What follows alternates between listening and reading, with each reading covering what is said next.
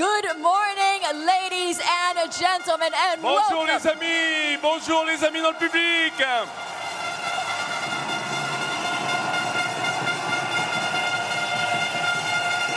Mesdames et messieurs, bienvenue ici pour la deuxième journée de compétition de cette édition 2013 du Bocuse d'Or, 14e édition ici à Lyon, sur l'espace Paul Bocuse, où vont se voir affronter 12 nations en compétition pour cette dernière journée de finale.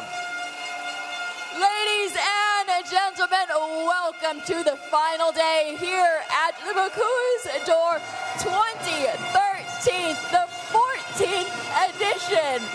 Bright and early this morning, the chef started at 8 a.m. and we've got 12 nations that are competing with us here again today. Alors aujourd'hui, il y a on va dire des supporters, des fans déchaînés. Regardez du côté du Danemark. Good morning, Denmark. On va dire bonjour aux Italiens. Bonjour l'Italie. Hello, Italy. On va dire bonjour aux Norvégiens. Bonjour les Norvégiens. Je vois également là-haut les Suisses. Salut les Suisses. How did you get all the way up there? How come you're not on the ground here? Do I see anybody from UK? Morning, UK. A lot of supporters coming from the States to United States. Hello, USA. Good morning. Je vois aussi des Japonais. Bonjour le Japon. Oh, look at Japan on the corner. Good morning. Et il me semble qu'il manque que les Français. Je ne les vois pas. Ah oui, ils sont là. And good morning, France.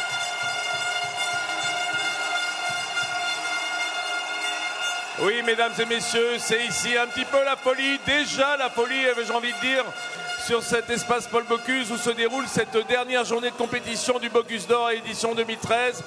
Les supporters sont venus de 24 nations qui supportent leurs équipes, qui vont aujourd'hui se livrer combat.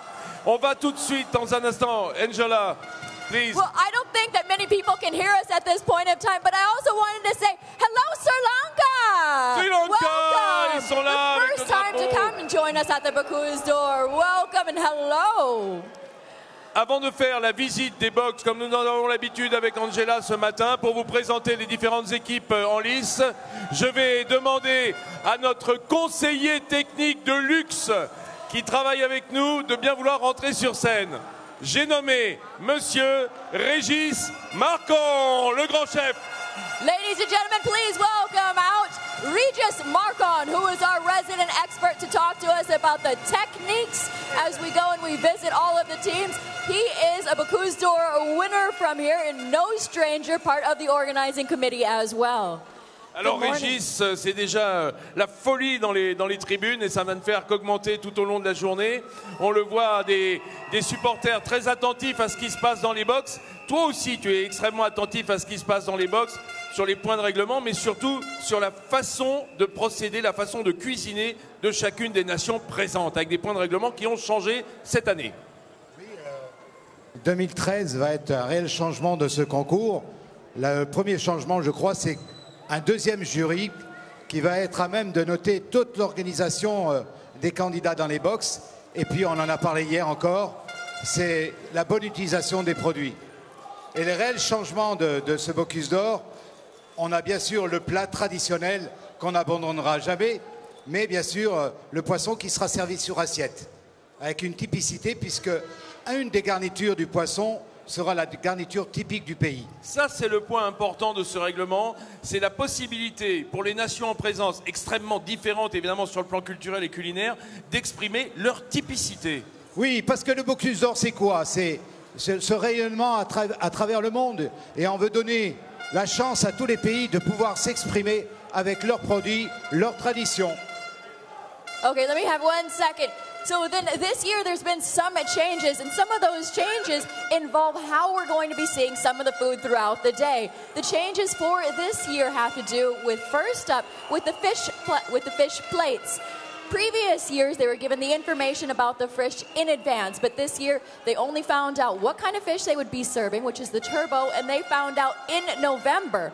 Also, with those changes, it's no longer going to be served on a platter. The fish is going to come out on individual plates so that we have more of a feel of the restaurant as opposed to having it as just our traditional Bocuse d'Or platters. Also, the chefs did not know what kind of garnishes they were going to get. They went to grocery shopping from Metro to pick out three garnishes that they'll be serving with their fish the night before they started their competition here. And one of those garnishes has to be traditional to their own countries. Voilà, merci Angela de ces précisions. Nous allons maintenant nous diriger vers le box numéro 1 afin de vous présenter les différentes équipes en présence. Let's go into kitchen number 1, the first team that started here this morning bright and early, who's going to be leading the day for us all day long. We'll be seeing their dishes come out first. Devant les box, c'est une noria de chefs en blanc, toqués. Ils sont magnifiques, ils sont présents. Ce sont les hommes du comité d'organisation. Évidemment, ce sont les coachs des équipes. Ce sont les présidents qui figureront tout à l'heure ce jury de dégustation. Ils sont au nombre de 24 aujourd'hui, plus les présidents du jury. Mais nous les rencontrerons tout à l'heure, commençons déjà par les équipes. Mesdames et messieurs, dans le box numéro 1, pour l'équipe du Danemark, Jeppe Foldager. Ladies and gentlemen, here in kitchen number 1, Jeppe Foldager has a little time to wave to his fans for Denmark. Alors le Danemark, donc il va nous travailler le turbo avec du homard, ça c'était prévu bien sûr, et avec une sauce hollandaise. N'en dis pas trop, hein. Faut pas que j'en dise trop. Bon. Faut laisser un petit peu le mystère jusqu'à la sortie des plats. Il est bien de préciser effectivement un petit peu, mais on va regarder ça bien, on va juste se contenter de les présenter pour l'instant. Équipe du Danemark, donc Jeppe Foldager et Christopher Brink, qui sont dans le box numéro 1. Ce seront les premiers qui enverront les produits. Le premier plat de poisson partira d'ici. Et vous avez peut-être vu dans l'espace des chefs des citronniers qui ont été apportés pour décorer. J'ai l'impression qu'ils ont fait leur cueillette directement dans les citronniers. Oui, je crois que c'est le marché d'avant-hier. C'est ça.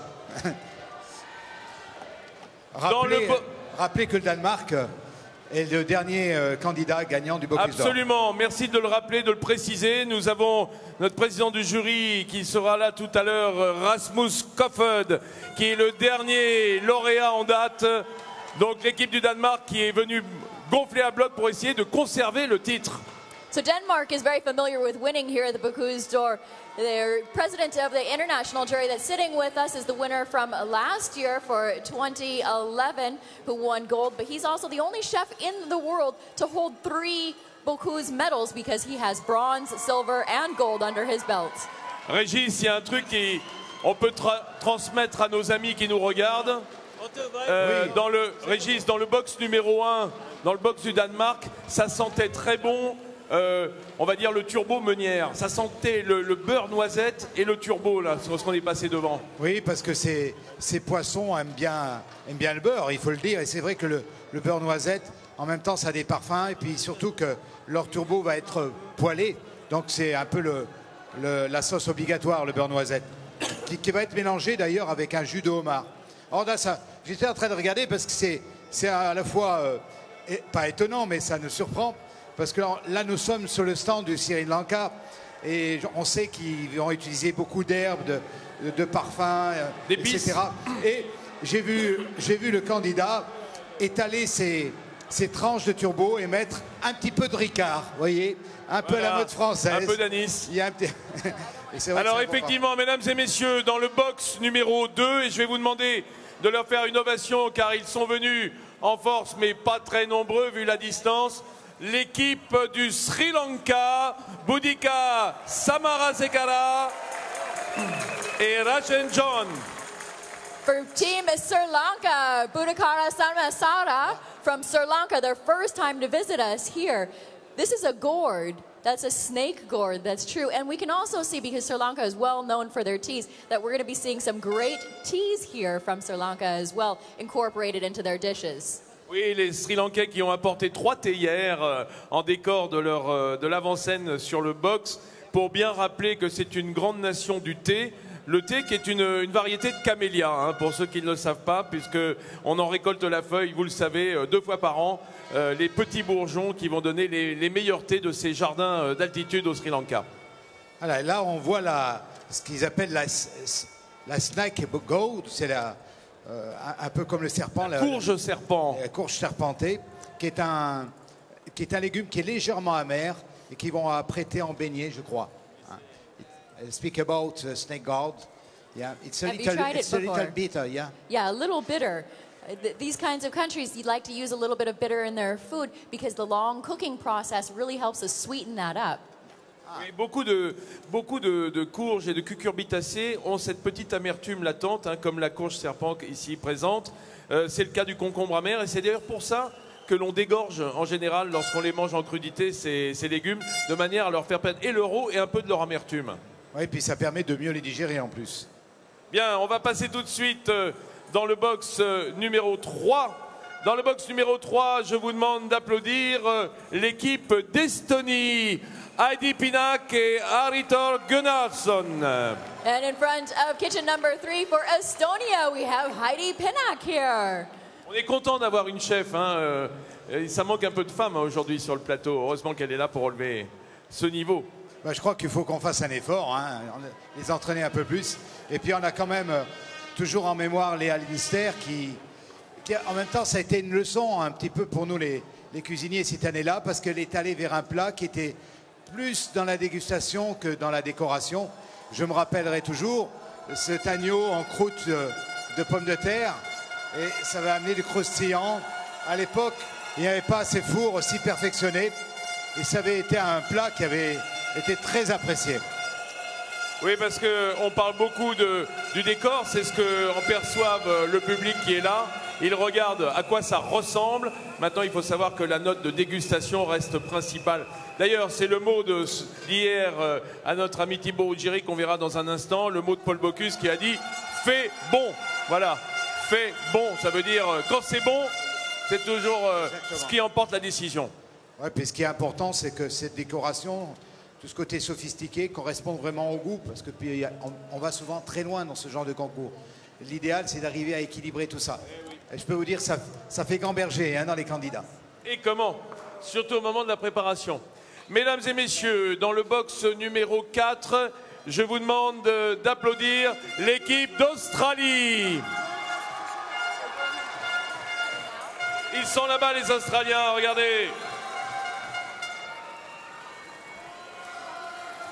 Ils ont traversé la moitié de la planète pour venir supporter leur équipe. Et ils sont 5, mais ils font le bruit de 40. Alors, on a perdu Angela. Hello, Australia. Where are our Australian supporters here in kitchen number 4? Good morning. Le candidat qui travaille apparemment une sorte de gnocchi, là, de boules de purée de pommes de terre aromatisées aux herbes. En fait, c'est une croûte de moelle à l'intérieur qui est coulante à la queue de bœuf, hein, avec l'os de moelle. Donc, on va pouvoir couper tout à l'heure, ça va être croustillant, et puis ce jus qui va aller dans l'assiette. Régis, depuis hier, puisque nous avons suivi de près ces épreuves, sous l'œil attentif du coach australien Frank Putla, qui est un membre éminent de la Bocuse Winners Academy. Hein, on a vu beaucoup de ces candidats se servir de la moelle hein, pour l'épreuve, pour le plat de viande. C'est un élément aromatique important, la moelle. C'est important et c'est d'autant plus important cette année que le bœuf qui est de très bonne qualité, qui est bien rassis, ce bœuf irlandais a une typicité qui n'est pas très gras. Il est même extrêmement maigre. Il n'est pas très gras. Et ça fait partie un peu des qualités d'un bœuf. Donc la moelle est très utilisée. Puis la deuxième raison, c'est que la moelle est la seule partie un peu, je dirais, grasse du bœuf qui, quand on l'a en bouche, c'est assez extraordinaire au niveau du parfum. Souvent d'ailleurs, on l'associe avec la truffe. Un petit toast avec de la truffe et de la moelle, c'est quelque chose de fabuleux. Arrête, Régis, j'ai pas petit déjeuner. Oh non, sois sympa. Commence pas à me donner faim. De la moelle. Bravo l'Australie. On y reviendra tout à l'heure. Mesdames, Messieurs, dans le box numéro 5, je vous demande d'encourager l'équipe d'Italie. Alfio Ghezzi et Sebastiano Conte. Alfio qui est en train de décortiquer son homard. Ces beaux homards européens. Elles sont magnifiques. On n'a plus le droit de dire breton, hein. T'es au courant? Paraît-il. Ouais, et ils sont bien bleus, hein, on peut vous l'assurer. On les a vus au marché. Alors, là, on est vraiment dans... On voit qu'il y a des préparations de pâtes qui se préparent. La polenta sera au menu, en plus. Les raviolis, bien entendu. Est-ce qu'il y aura des raviolis au homard? Raviolis au homard, oui. Ça, j'adore ça. J'ai peut-être lui demander de m'en garder un ou deux. Quelque chose. À Les Alfio. raviolis au homard, c'est le candidat suisse qui est un peu du côté italien. On y passera certainement juste après. En tout cas, courage et bonne chance à notre ami italien. Oui, ça sent bon, hein, par là. Il y a un petit bouillon aromatique, un petit bouillon genre pot-au-feu là. Ouais. Voilà. Eh oui, pourquoi on aime tant le pot-au-feu, hein? Con les cipolle, hein, avec les beaux oignons blancs italiens. Voilà. On le laisse travailler. C'est un pot-au-feu de paleron qui sera servi avec du réfort d'ailleurs. Ah, j'aime ça. Ça tombe bien. Okay, I'm just going to sneak in a little bit of time before we go and visit kitchen number 6. I'd like to introduce you all. I'd like to introduce you all to a very special guest that we have here on the floor. So we have with us Gisser Goodmanson, the president from the World Association of Chef Societies. Welcome.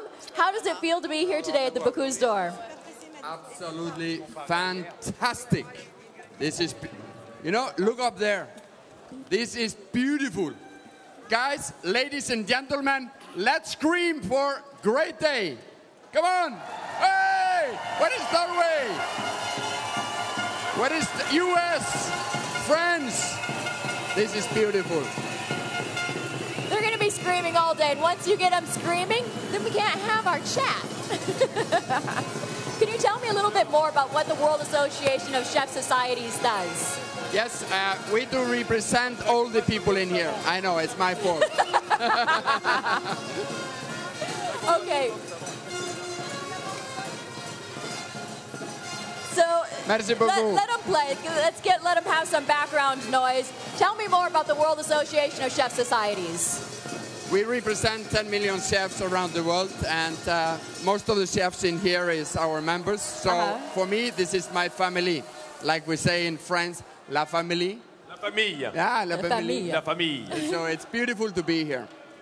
So wonderful. So now, it's wonderful to have you here, to keep coming back to the Bocuse d'Or. Can you tell us more about what the society does and how you build up the name of chefs? We work for education, we work for the future of the chefs, and we work for competitions like this, and we go around the world and we promote what actually is happening here today. Because this is the most important. This is the trend of the future is set here today. These are the chefs of the future. Thank you. Exactly. Thank you so much for joining us here, and I look forward to seeing you on the floor a little bit later as well. Thank you very so much. Now let's move on and take a look into kitchen number 6 for Switzerland, for Tio Chavarate. Thank you, Angela. Avant de passer au duplex Karine Tessandier qui nous attend de l'autre côté du salon, je voudrais vous présenter le dernier box de cette première session de 6. Nous irons ensuite de l'autre côté. Le box numéro 6, le box de nos amis suisses. Théo Chiaravalotti et Resto Brandley. Ce sont nos deux amis suisses, Angela.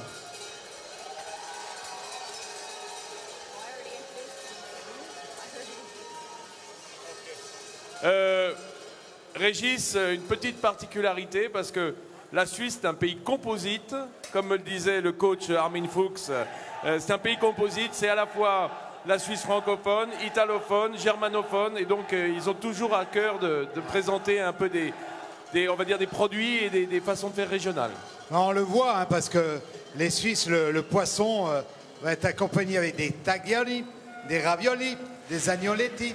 Donc on aura vraiment le côté italien de la Suisse. Et pour la viande, eh ben, on sera beaucoup plus du côté un peu plus français, vaudois, on va dire, là, avec la quiche vaudoise, le millefeuille de racine et les pommes fondantes. Ça promet d'être sympa, hein. Ok, Régis. Là, on est sur un turbo grillé avec ces amis. Ah, voilà. Alors, effectivement, nos amis suisses qui ont à cœur de défendre leur chance crânement, des grands cuisiniers et qui sont emmenés par le président. Eh oui, Franck Giovannini, le second de Rochard à Crissier, qui est un sacré chef. Armin Fuchs, qui est l'entraîneur lui aussi. Ils sont bien coachés. Oui, parce que Franck avait fait médaille de bronze une année. Absolument, et c'est déjà quelque chose d'extraordinaire. Bien, on va tout de suite continuer le temps, pour moi, du duplex de Sira TV. Et ensuite, on va continuer cette visite. C'est vrai que les supporters sont extrêmement remontés, on le comprend bien.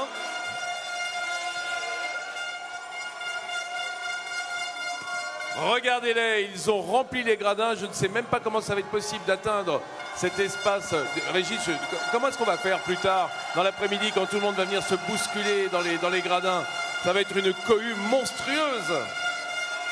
Ouais, il va falloir hausser un peu la voix, bien évidemment, mais bon, je crois que chacun respecte les candidats et on aura à cœur de pouvoir expliquer quand même comment ces plats sont présentés. Et bon, je pense que le public fera preuve de patience quand on présentera les plats, de faire un tout petit peu de silence pour permettre de bien commenter les plats. Tu rêves. C'est important pour Écoutez-moi, c'est important pour les candidats. C'est important parce que les plats, ils demandent à être expliqués quand ils seront présentés. Mais je sais qu'il y a quelques pays qui ont été briefés pour ça. Donc, on aura un petit peu de chance, Vincent, peut-être. Tu sais, c'est une ambiance de match de football, là. Hein. Ah, oui. C'est difficile toujours de calmer les foules. Mais d'ailleurs, on est très heureux qu'il soit en pleine verve.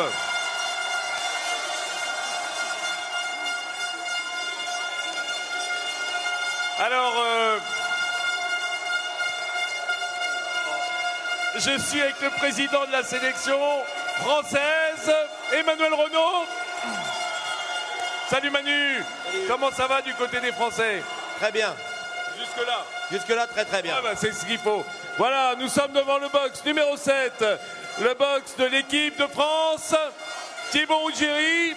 Et sa commise, je disais que ça manquait de filles, bien elle est là, Julie Lumeau. Regarde ce travail, Vincent. Regarde cette dextérité en même temps.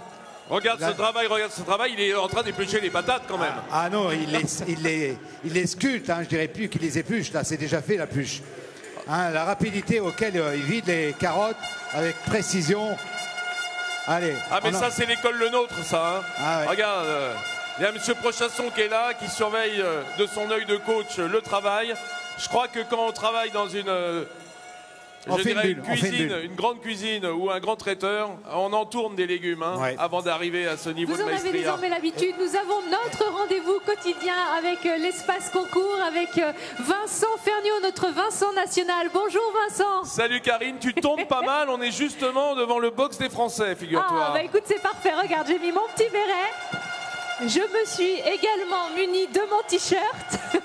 C'est bien, t'as tout ce qu'il faut, tous les attributs du supporter. J'ai tout ce qu'il faut. Dites donc, il y a une ambiance de folie. Oh bah c'est complètement dingue, hein. Et il n'est que à peine plus de 10h30 du matin. Là. C'est pour dire, lorsque vont être envoyés les plats tout à l'heure qui émailleront ce concours, c'est te dire. Et alors, on a l'impression que les Français, mais pas du tout. Il y a des nations qui sont venues en nombre ici, des supporters de nombreux pays.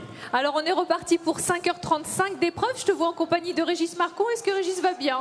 Oh oui, fort bien. Puis dans cette ambiance, Karine, tu peux connaître bien. Bon, on n'a pas parlé du jury hier. Un jury prestigieux quand même pour ces Bocuse d'Or, Vincent. Bah évidemment qu'on a. Et il n'y a pas que le jury prestigieux, parce que effectivement, il y a 24 membres du jury qui sont là pour juger les plats, plus les présidents, donc on va dire l'élite de la haute cuisine internationale, mais c'est aussi dans le public et sur cet espace scénique que se succèdent tous nos grands chefs, les grands chefs français, les grands chefs européens, les grands chefs mondiaux qui viennent rendre visite, parce que plus qu'un concours exceptionnel, ce qu'on sait déjà, c'est aussi la vraie fête de la cuisine, ici au Bocuse d'Or. Oui, ici et jusqu'à notre Sira TV, parce qu'alors on vous entend avec beaucoup de plaisir, hein, vous ne nous gênez pas du tout, continuez à faire du bruit. C'est Emmanuel Renaud que je vois derrière toi. Comment? C'est Emmanuel Renaud que je vois derrière toi. Qui est là. Viens là, Emmanuel. Bonjour Emmanuel Renaud, le président de la sélection française. Bonjour Karine. Tout va bien? Bonjour à tous. Et bon. Manu, il est un petit peu en dedans, comme on dit là. Ce matin, il est impressionné par le travail du français, j'ai l'impression. Bon, ben on se donne rendez-vous tout à l'heure. C'est quelle heure pour la... Thibaut qui est en pleine forme. En pleine forme? Il tourne bien? Exactement. Il est monté dans les tours, ça y est, tout va bien. Il est chaud, le moteur. Bon, bah tant mieux. En tout cas, on souhaite bonne chance à l'ensemble des pays, évidemment, qui participent au Bocuse d'Or. On rappelle l'horaire pour ne pas louper la remise des prix, mon cher Vincent. Eh oui, la remise des prix, si tant est que les calculs des huissiers se fassent à la bonne vitesse, parce que vous savez, tout se fait à la main, hein. Il n'y a pas de machine, hein. C'est de l'artisanat. Vers 18h30, la remise des prix du Bocuse d'Or, et croyez-moi, ça va être ultra chaud. J'en suis sûre. On vous embrasse. Passez une belle journée en tout cas et surtout faites bien la fête. Oh oui, c'est une belle fête et on va pas bouder notre plaisir. Hein, on va en profiter jusqu'au bout. On sera à jeun, mais on sera bien. Très bien, à tout à l'heure. Merci en tout cas. Alors, regarde, on a l'impression qu'il danse en même temps qu'il cuisine, lui. Hein? Ouais, c'est un valet. Alors, c'est ce que je voulais dire. Regardez, il travaille sous les yeux, on va dire, de deux pontes de la maison. Le nôtre, il y a Fabrice Prochasson, le coach. Hein, et puis juste derrière, regarde, là aussi, c'est quelqu'un de très important dans cette grande maison. C'est Frédéric Canton qu'on salue, le chef du Pré-Catelan à Paris. Salut Frédéric. J'ai l'impression que les Français, ils sont en train de perdre leur voix dans les coulisses, là. Ah bah ça commence, hein, ils chauffent. Ils sont nombreux, ils sont venus. Bon, tous les supporters de Thibaut, de toute façon, qui travaillent chez le nôtre en tout cas. Donc ça, c'est super bien. C'est à la fois un homme, une équipe et vraiment des supporters qui sont là pour les aider, parce que c'est un concours aujourd'hui où on est un petit peu comme dans un stade de foot, il y a les gradins, il y a le public et ça encourage. Et à chaque fois que l'on parle du français, quand le français sort son plat ou un autre pays étranger, automatiquement les supporters sont là, font du bruit et ça encourage et ça donne de la force. Parce qu'il y en a besoin dans un concours qui est tellement millimétré, c'est tellement la perfection. À l'heure d'aujourd'hui, ils sont tous affûtés pour gagner et donc il faut trouver et il faut faire la différence. Ah, il y a quand même quelque chose qu'il faut dire, c'est qu'on voit rarement des cuisiniers issus de l'école traiteur arriver à ce niveau de cuisine qu'est la finale du Bocuse d'Or. Mais chez l'autre, ça a toujours été un peu le travail d'arriver à faire coïncider haute cuisine et le travail de traiteur. De toute façon, si vous regardez chez le nôtre, il y a quand même 10 meilleurs ouvriers de France. Ça veut dire que les gens de toute façon sont de haute qualité, sont performants, sont affûtés justement pour les concours. Et à chaque fois, il y a énormément de gens qui les encouragent. Et comme 10 meilleurs ouvriers de France dans plusieurs métiers différents, automatiquement, on peut avoir à chaque fois le meilleur de la pâtisserie, de la cuisine, et ainsi de suite. Et on ira tout à l'heure dire un mot à Guy Kretzer, le chef de la maison Le Nôtre que j'ai vu qui est là. Salut Guy, on s'en parlera un petit peu tout à l'heure. Régis, un petit commentaire. Oui, j'étais en train de montrer à un endroit qu'on ne voit pas souvent dans les cuisines, c'est les poubelles. C'est la nouveauté de cette année. On demande aux candidats de faire le moins possible de gaspillage. Et on le voit dans chaque box. Et là, la France notamment, ils font le tri sélectif. Et depuis hier, c'est formidable parce qu'on voit très très peu de gaspillage. Voilà, nouveauté du concours cette année. Oui, et puis nous, de toute façon, s'il y a du gaspillage, on est là pour récupérer les chutes. Hein. Oui, tout à fait. Hein, pour se faire une petite poêlée au moment du déjeuner. Allez, à tout de suite. Passons maintenant, pas de favoritisme. Ladies and gentlemen, let's take a look into kitchen number 8 for the UK.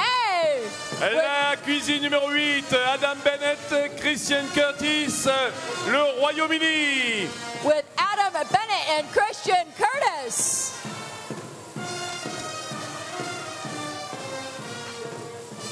Et ils ont entonné le Rule Britannia, là-haut dans les dans les gradins. Ah, ils sont en haut, mais ils coiffent bien, la salle, là où ils sont.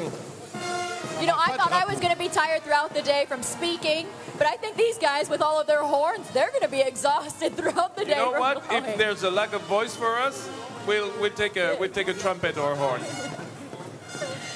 So it looks like the Adam's working in the front of his kitchen right now, and he's preparing something for us for the fish dish. Fish dish is going to be the first dish that they're going to bring out today. And of course, it's going to be followed 35 minutes later by their meat dish. Un désert qui rappelle la belle période du ska, hein? Ah ben ils sont remontés les Anglais, c'est formidable. Ça fait plaisir de les voir et là aussi un travail de précision, hein, comme dans les autres box. Adam le prépare déjà depuis pas mal de temps. J'ai la chance de connaître ce candidat d'ailleurs. Et là il est en train de préparer son turbo, un turbo qui est farci à la mousse de homard.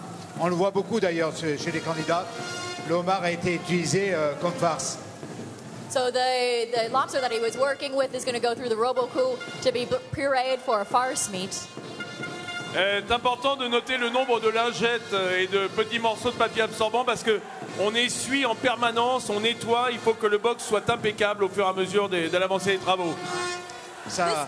This is very important this year because they are being judged. There's a new kitchen jury that's coming around and making sure that they judge everybody on their cleanliness and, of course, their wastage. So it's brand new this year for the Bocuse d'Or 2013.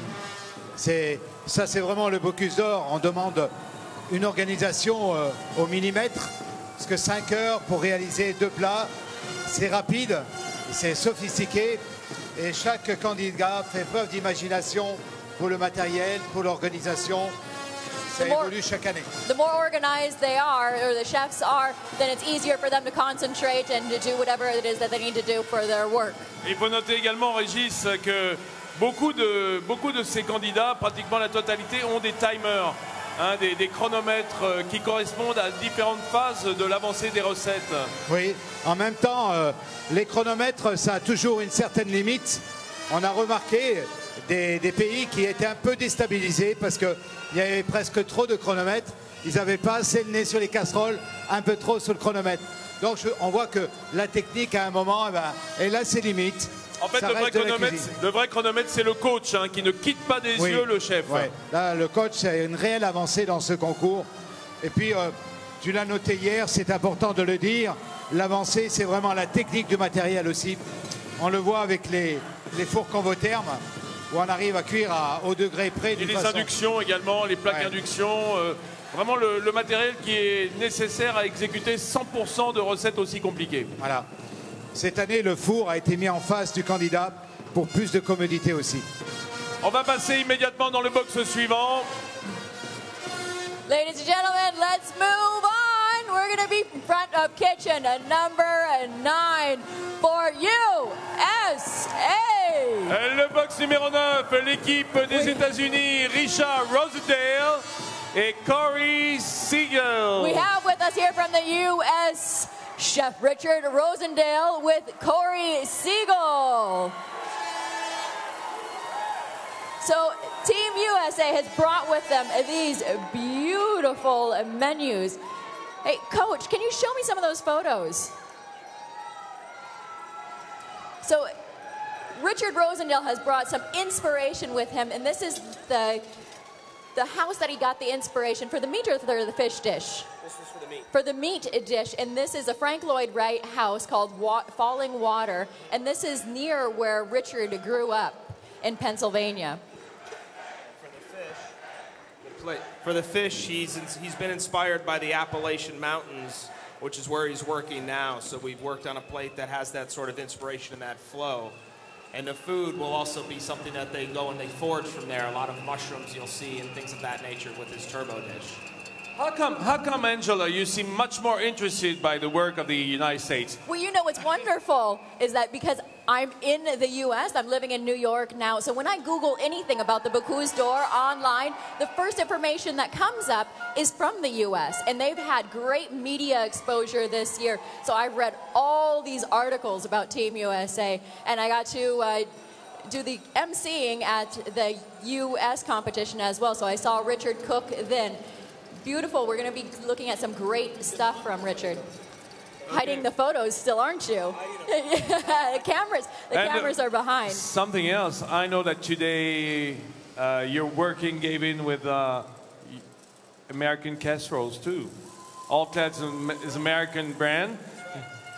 That's actually also near the Frank Lloyd Wright building, which inspired us for the beef as well. It's the same area, the same region. So we tried to focus a lot on that area of the United States for him. Richard grew up there, so it kind of all made sense. The stars aligned, and even in the food that he's going to prepare for the meat are things that he's calling a Yankee pot roast and things that he grew up with his mother. So there's a lot of inspiration, there's a lot of passion behind it, so he's excited.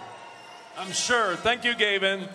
Voilà, le box numéro 9, et ils auront à cœur aussi de montrer. On parlait des timers tout à l'heure, ils sont là. Hein. Là, il n'y en a que 4. Hein. Il y en a que 4. Ah, il y en a encore 5, il y en a 3 là-bas. On a vu 15 une fois, on a vu 15, c'était beaucoup. I saw in front of Denmark, they had 8 timers going. So you guys are at 7, just about comparable. Okay, thank you, US. Now here we are, kitchen number 10 for Norway. Oui, le box numéro 10, l'équipe de Norvège, Oriane Johansen et Julie Marie Ex-Jensen, encore une jeune fille comme commis, et ça nous plaît. Oui, candidat atypique, la Norvège, on sait qu'elle est toujours présente dans ce concours. Et notre ami Oriane a gagné, bien sûr, la sélection Europe. Et là, il vient pour la gagne, comme tous les candidats ici. Ils sont toujours présents, les Norvégiens. Régis, les mauvaises langues ont dit que les Scandinaves étaient toujours présents sur les podiums du Bocuse parce qu'ils avaient peut-être une cuisine qui correspondait mieux à un goût générique, une cuisine peut-être plus facile à comprendre. Qu'est-ce que tu en penses, toi? On peut l'interpréter de différentes façons. Ce qui est sûr, c'est que dans les pays nordiques, ils avaient une page blanche à écrire au niveau de la cuisine. Et les Scandinaves cuisinent beaucoup, vont beaucoup à l'étranger, découvrir d'autres cultures, d'autres cuisines, et ils les ramènent chez eux. Je crois que ça fait partie de leur qualité. Et puis, le Bocuse, pour eux, c'est un événement national dans ces pays. Ils s'entraînent pour ça, très dur, et ils montent des équipes très performantes. C'est ce qui explique un peu leur avance, quelquefois, dans ce concours. We're so happy to see those Nordic men always on the podiums on the Bocuse d'Or. Always. And I think that's why there's been some changes this year as well. So anything can happen. Last year was like a complete Scandinavian sweep. But then this year with the changes, with the new rules and regulations, it could be anyone's game. On va voir enfin ce que les Scandinaves peuvent proposer de local, de régional dans leur garniture. Beaucoup de produits de la mer en Norvège, qui est un produit entièrement tourné vers la pêche, bien entendu. Moi, c'est ça, je trouve fantastique, Vincent, pour ce Bocuse d'Or, c'est qu'en fait, tu as la cuisine, bien sûr, de tous les pays, mais chaque candidat amène sa propre âme, c'est qu'à le dire. Il nous montre, avant de nous montrer les recettes, il nous montre des paysages, il nous montre des montagnes, la mer, parce que ça les inspire. Et ça, c'est formidable, c'est riche, c'est très riche. Oh oui, c'est riche, et je vois Elin Hellström qui écoute d'une oreille attentive ce qu'on est en train de dire. Il faut faire gaffe, il est grand, hein. Ouais, faut pas l'énerver, oui. Et puis il a des grandes oreilles. Des grandes oreilles et des grands bras aussi. Merci. Passons au box suivant. Dans le box numéro 11, une nation dont nous sommes très heureux qu'elle ait accédé au travers des finales continentales à cette finale du Bocuse d'Or. Voici l'équipe de Hongrie avec Tamás Zell. Here we are in front of kitchen number 11 for Hungary. Regis, come and take a look at this. This is very interesting to see. You see the powder that's on the inside. C'est une mousse de champignons. Voilà. C'est une mousse de poisson parfumée à l'estragon. With tarragon. So it's a fish mousse that's been scented with tarragon. Avec it's a mushroom powder, I think so. And it looks like it's a mushroom powder. Is that correct? Coach, what is on the inside? The powder. Yeah. Oui, c'est mushroom powder. Donc vous avez le filet de turbo qui a été taillé en losange très finement. La poudre de champignons qui va s'humidifier, donner tout ce parfum de champignons. Là, c'est un mélange de cèpe. Et dessus, notre mousse parfumée à l'estragon. Et là, ce sont des mini-terrines en fait. Ouais, hein. Oui, voilà, c'est ça. Et là, ce sera vraiment intéressant de voir comment un four style convotherme peut amener une justesse de cuisson. C'est très important. On ne pourrait pas faire ce genre de préparation dans un four tout à fait ordinaire. La Hongrie qui est pour la première fois en finale au Bocuse d'Or. Hein. On peut les encourager, les Hongrois. On peut les encourager. Première fois. Très heureux d'avoir les Hongrois avec nous aujourd'hui, ici à Lyon. Première fois aujourd'hui en finale. Ah, puis j'ai vu qu'il y a un petit peu de goulash qui se prépare derrière. La tradition est là. Il faut avoir de la goulash. Hein. C'est quand même l'utilisation du bœuf primal en Hongrie. Tamás Zell, dont je vous disais le chef hongrois, aidé en son travail par Adam Garay, qui est son commis. Je t'arrête, Vincent, une minute, parce que depuis hier, on l'a vu tous les deux, tous les trois, hein, on est quand même surpris, non seulement de l'organisation, mais ça a toujours été au Bocuse d'Or, mais l'organisation, la propreté. On voit que le règlement joue son rôle. On demande aux candidats de faire bien, de faire bon, mais vraiment de le pratiquer au mieux avec son commis. Et ça, c'est vraiment une avancée. We have something really cute here. Rubik's Cube. Yeah, from Hungary. They've brought with them a Rubik's Cube, but we have here, it's the traditional dish of the Hungarian goulash. So that's the photo. We're going to be seeing some of that later. I can't do this puzzle, so I'm going to leave les it petits in Rubik's cats. Cube avec les photos des plats. Enfin, mesdames et messieurs, voici venir le bout de cet espace scénique. Ils seront les derniers candidats à envoyer l'ultime plat de viande de cette épreuve, l'ultime plat de viande de ce concours 2013 du Bocuse d'Or, sous le regard intéressé et je dirais très attentif de Romuald Fasney, leur coach. Je vous demande d'applaudir l'équipe du Japon. Ladies and gentlemen, here we are in front of kitchen number 12 for Team Japan. Noriyuki Hamada et Masanori Sakashita au travail sur leur pièce de bœuf, on dirait un grand sandwich. Là, c'est Hamada est un candidat de Nagano, des montagnes japonaises. Il faut savoir que c'est la deuxième fois qu'il le présente. Il n'était pas là la dernière fois, il était là il y a 4 ans.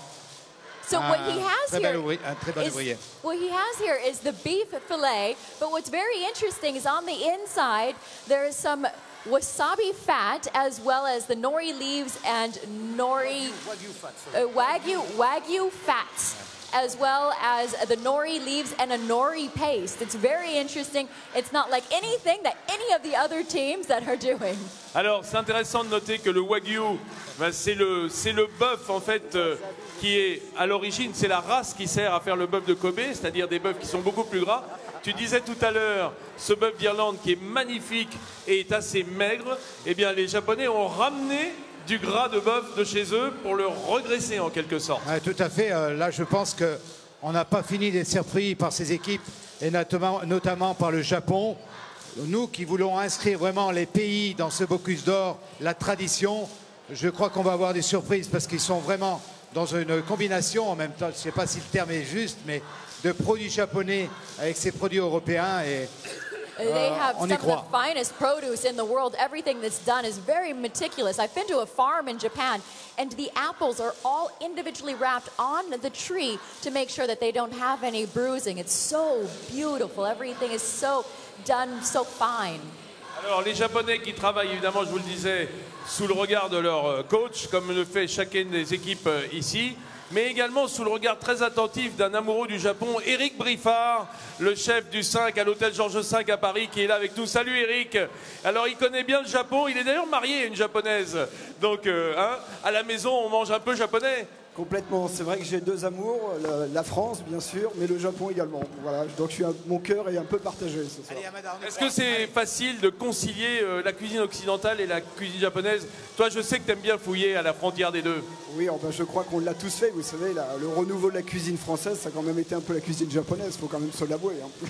Et est-ce qu'à la maison, madame cuisine un peu japonais? Ah oui, bien sûr, à tour de rôle, on cuisine et tous les dimanches soirs, on mange japonais.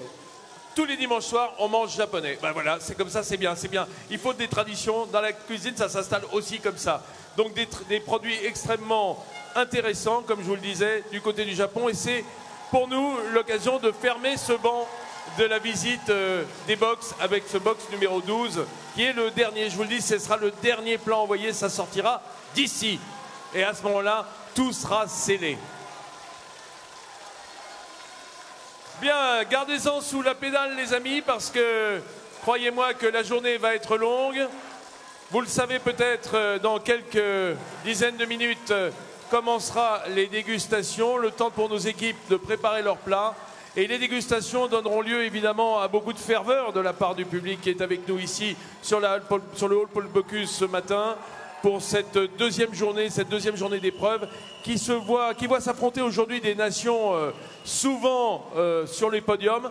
Je tiens à préciser, puisque nous sommes devant le boxe japonais, que le Japon a remporté la médaille d'argent de la Coupe du Monde de pâtisserie devant l'Italie, derrière la France qui a remporté cette Coupe du Monde de pâtisserie il y a 2 jours sur ces mêmes espaces ici à Lyon au CIRA. So ladies and gentlemen, we have just visited our 12 kitchens that are competing here today for the finale for the Bocuse d'Or 14th.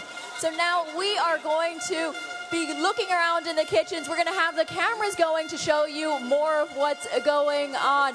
But you know, now that we've visited these 12 kitchens, some of the interesting information is that earlier this week, competing here in Hall Paul Bocuse, we also had the World Pastry Cup. 3 of the nations that won for the World Pastry Cup are competing here today for day 2 of the Bocuse d'Or.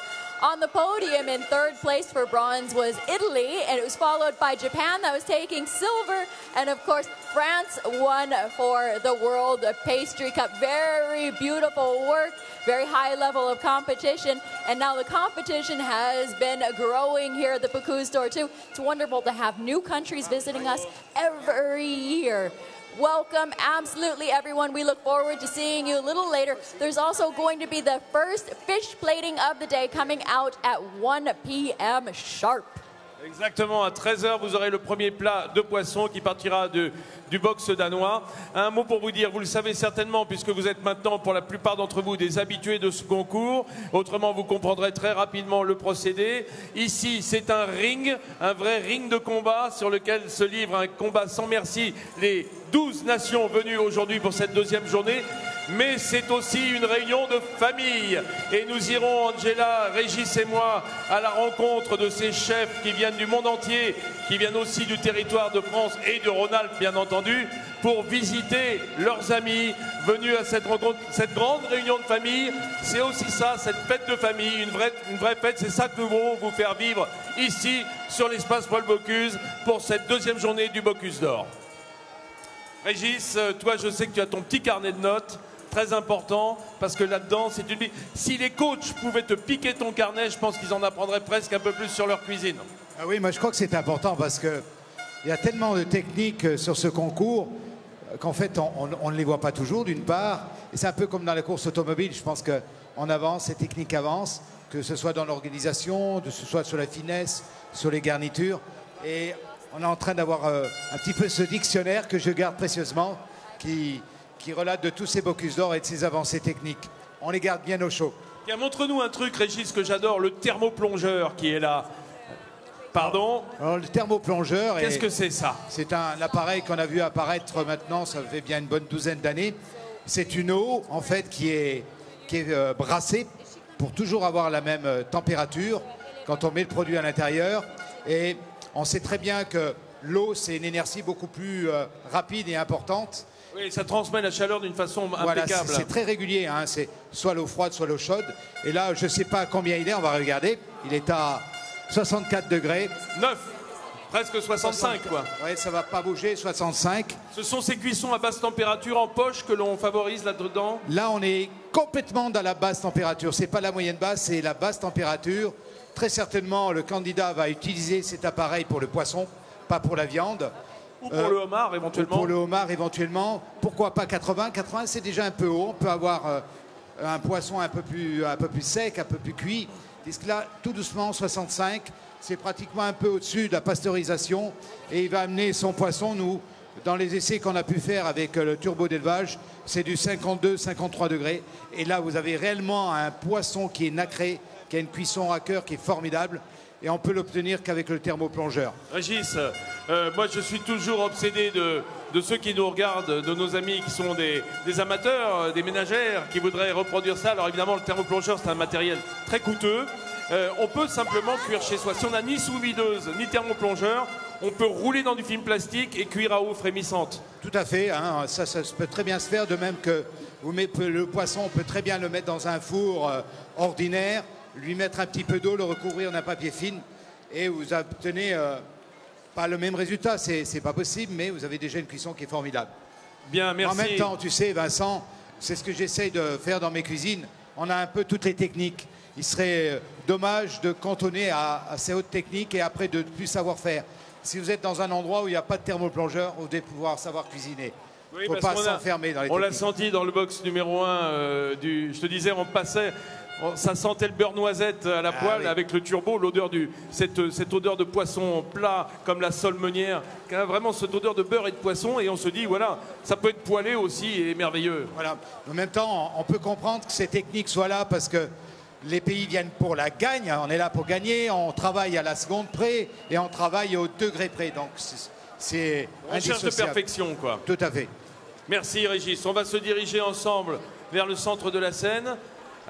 Une scène qui est extrêmement encombrée, on le comprend bien, car ici, tous les amis, les partenaires, les chefs, les membres du comité, les présidents des délégations qui seront tout à l'heure le jury de dégustation, tout le monde est en train d'essayer de glaner des informations, parce que c'est important de voir travailler, hein, pour essayer de commencer à faire des pronostics, Régis.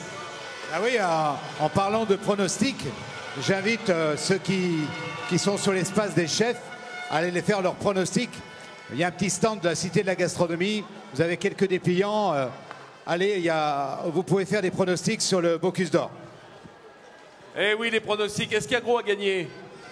Oui, il y a des repas dans les restaurants en Rhône-Alpes. Alors, comme les restaurants en Rhône-Alpes sont super, je pense que ça vaut le coup. Hein. Tiens, quand on parle de Rhône-Alpes, regarde qui c'est qui arrive. C'est Mercotte. Notre ami Mercotte qui vient bloguer. Bonjour Mercotte, ça va? On parle des restos de Rhône-Alpes. C'est vrai qu'il y a la chance en Rhône-Alpes d'avoir un nombre de restos de haute gastronomie et même des bons bistrots absolument fantastiques, hein, une concentration incroyable. Absolument, absolument. Tu sais que dans les 2 départements des Savoies, on a plus de 40 étoiles. 40 étoiles? Oui, carrément, plus de 40 étoiles. Donc on a Manu, bien sûr, et puis beaucoup d'autres qui sont tous attachés à leur terroir, aux produits du coin, ils sont locavores et ils nous régalent. Et puis on a les étoiles les plus hautes d'Europe avec Jean Sulpice, hein, à Val Thorens. Absolument, on a notre Jean Sulpice, c'est mon chouchou. On le sait, hein, de notre côté. Hein. On avait deviné. À Val Thorens, c'est magnifique, quoi. C'est une cuisine du cœur. Mais enfin, ils sont tous talentueux. Et puis Régis, c'est pas très loin non plus. Hein. Régis, tu n'es pas très loin. Ah ben, nous, le restaurant, il donne sur Rhône-Alpes, hein, sur l'Ardèche. Il a une très haute cuisine, mais dans une montagne qui est un peu basse, si tu veux. Ah non, mais qui est très enneigée quand même. Hein. C'est sûr. On a vu d'ailleurs notre ami Michel Rochdy, qui est là-bas, là aussi un étoilé des montagnes, hein, Courchevel. Manu Renaud, le président de la délégation française, avec ses 3 étoiles à Mégève. Non, on a en montagne vraiment une restauration exceptionnelle et des beaux produits. Absolument, des excellents produits à découvrir. Merci Mercotte. Ah, Vincent, il faut reconnaître que la région Rhône-Alpes, c'est très riche en bons restaurants, en bistrots et toutes les restaurations. Et c'est vrai que... Allez, on va. C'est vrai que Rhône-Alpes mériterait bien une petite cité internationale de la gastronomie. Oh là là! Oh là là, il en est question ici, hein, ça fait du buzz. Oui, puis je crois que... D'ailleurs, on a eu des sondages dans les journaux qui le démontrent bien, le public est en notre faveur. Hein. Il faut lutter pour que la cité de la gastronomie revienne à Lyon. Je crois que c'est important, ça semble tellement naturel qu'on l'a presque oublié. Oui, bon, il y a tout le travail, surtout c'est un travail de transmission parce qu'on le vit avec le Bocuse d'Or. Tous ces candidats et tous ceux qui vont gagner et tous nos chefs qui sont là, leur envie après c'est de transmettre parce qu'on ne garde pas les bonnes choses avec soi. Hein, la cuisine c'est le cœur. Hein, et donc, c'est l'amour. C'est l'amour, hein, et on transmet. Voilà, et on le dit avec d'autant plus de facilité, toi et moi, que nous ne sommes ni toi ni moi lyonnais. Tout à fait. Hein, juste Tout de à fait. cœur, pas d'origine. Voilà. On a enfin plus d'estomac d'ailleurs que de cœur, j'ai envie de dire. Moi, je me sens plus lyonnais du côté de l'estomac encore que du cœur. On est à côté de deux mofs superbes. Regardez ça, comme ils sont beaux, ils sont élancés, ils sont sveltes. Et on voit qu'ils sont bien nourris, mais avec les bonnes choses, hein, parce qu'ils sont, voilà, ils prennent pas de poids. Guy Krenzer de la Maison Le Nôtre. Viens là, Guy. Viens. Attends, on se rapproche. Guy Krenzer qui est venu soutenir son candidat Thibaut Ruggieri. C'est pas mal ici ce qui se passe, Guy. C'est juste extraordinaire, on a un public magnifique et comme le disait Régis tout à l'heure, il y a un savoir-faire, une transmission et un patrimoine fabuleux, donc on est à fond. Tu étais déjà là pour la World Catering Cup samedi, comment ça s'est passé? Super, il y a un vice-champion du monde donc, de la Catering Cup, Gilles Grasto. Voilà, il est dans les tribunes avec la France, il soutient tous les métiers de bouche, c'est une belle réunion. Ah, ça fait plaisir. La France a également gagné la Coupe du Monde de pâtisserie. On est dans un bon trend, on va dire, hein, sur un bon esprit français là, cette année.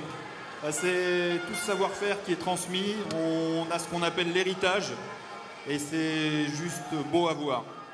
Juste beau à voir. Il y a aussi Christophe Baquier qui est là. Viens là, Christophe. Voilà, qui est monté du Castellet. Un très grand chef également du Sud. Hein. Enfin, tu es devenu un homme du Sud maintenant. Oui, je suis toujours un homme du Sud. Je suis toujours un homme du Sud, dit-il.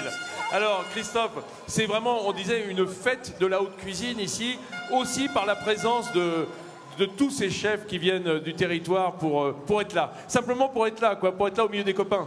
Oui, c'est déjà une rencontre internationale et incroyable.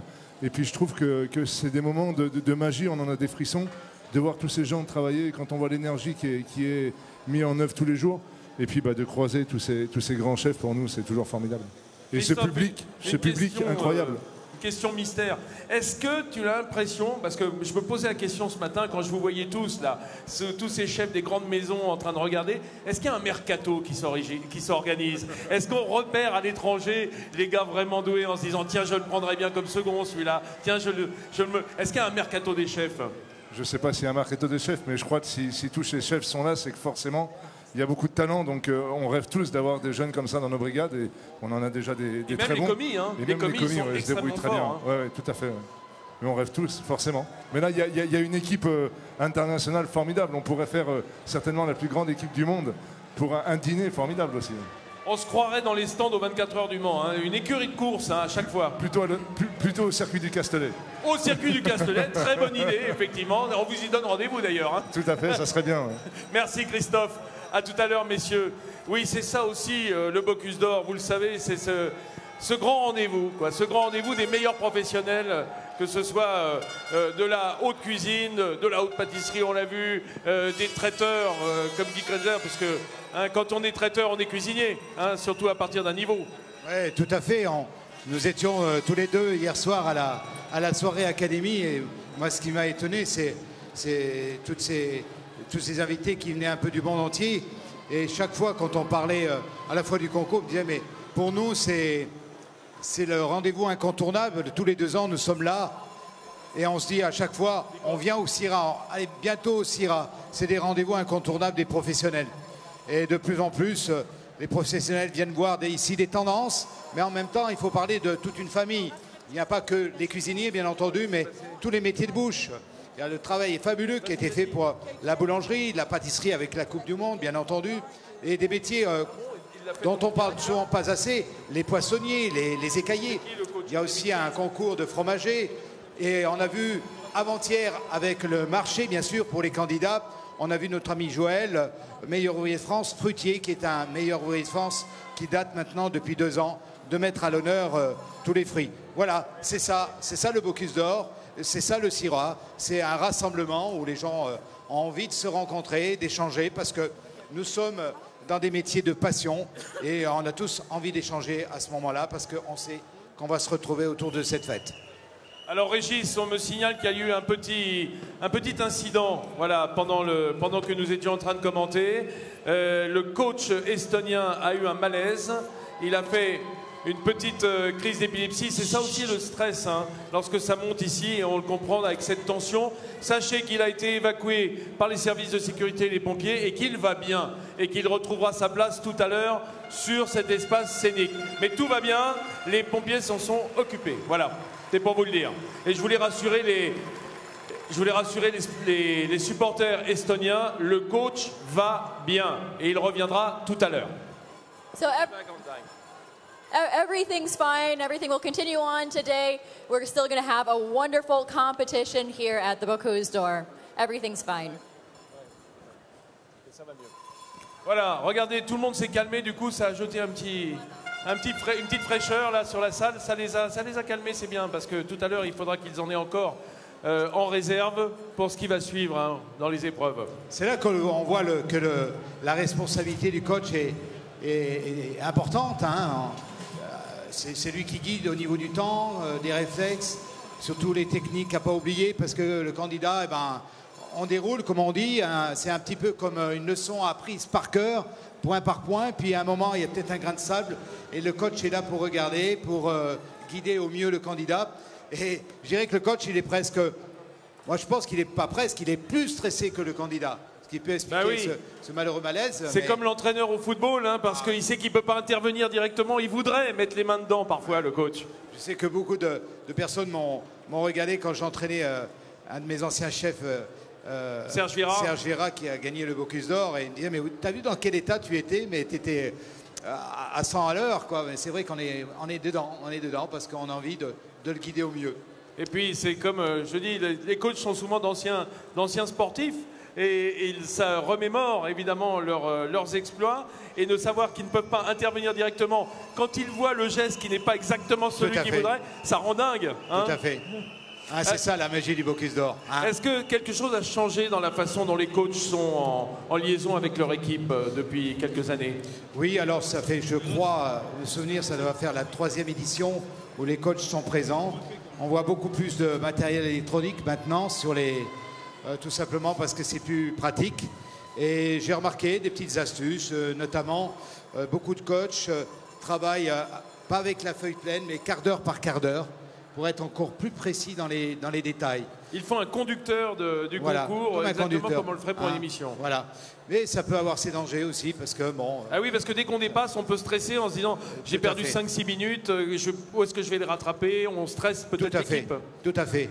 Et on le voit aussi, il y a une relation beaucoup plus étroite entre les coachs et les candidats. Je l'ai vu sur 2 ou 3 pays, par exemple, où un coach parle vraiment très faiblement et le candidat, voire le commis, répond instantanément, mais on voit qu'il y a des leçons apprises, et ça, c'est ce qui s'explique, c'est un gros travail vidéo. Beaucoup de vidéos pour préparer ces candidats. On a vu les Norvégiens qui sont en train de se faire, excuse-moi, c'était une image absolument extraordinaire, des Norvégiens en train de se faire maquiller. Regarde, they're doing pour their devenir makeup there in Norway. Voilà, They tandis didn't have time to do it this morning. Neither did I. du côté des Italiens, ce sont les chapeaux. Ils ont des chapeaux de forme aux couleurs du drapeau, voilà, des 3 couleurs, le drapeau tricolore.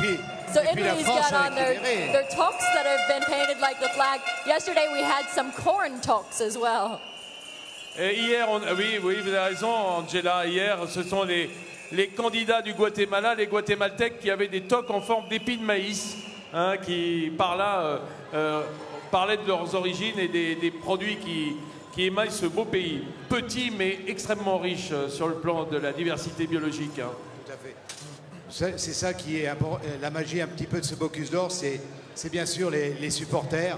C'est important pour un pays, c'est important pour les candidats. Et puis, on est toujours étonné de voir certains pays qui sont assez éloignés de la France d'être aussi nombreux. On parle souvent de la Norvège où ils viennent presque à plus de 200 supporters. C'est quand même quelque chose. Et regarde les Hongrois pour une première édition, hein, ils sont tous là, hein, avec eux aussi leur chapeau tricolore. Fait plaisir de les voir. Ça fait plaisir de voir tout le monde en fait. Tout le monde a sorti les couleurs. Regarde les Anglais, les Britanniques, ils sont là, nombreux avec leurs Union Jacks. Les Suisses avec leurs belles croix blanches. Les Sri Lankais également, les Danois. Les Estoniens qui sont là derrière. Les Norvégiens. Les Américains. les Japonais.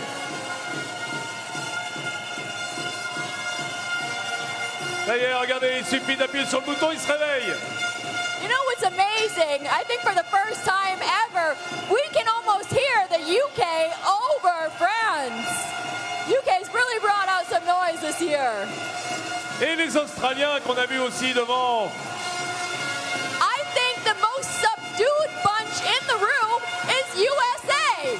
What's going on, guys? Formidable, quelle ambiance ici sur le hall Paul Bocuse. Quelle ambiance sur cet espace des chefs, sur cet espace concours. Et ne croyez pas que cela va se calmer au cours de la journée, pas du tout, au contraire. Plus on va avancer vers la fin du concours, plus les trompettes britanniques entonneront le Rule Britannia et plus nous aurons une ambiance de feu ici.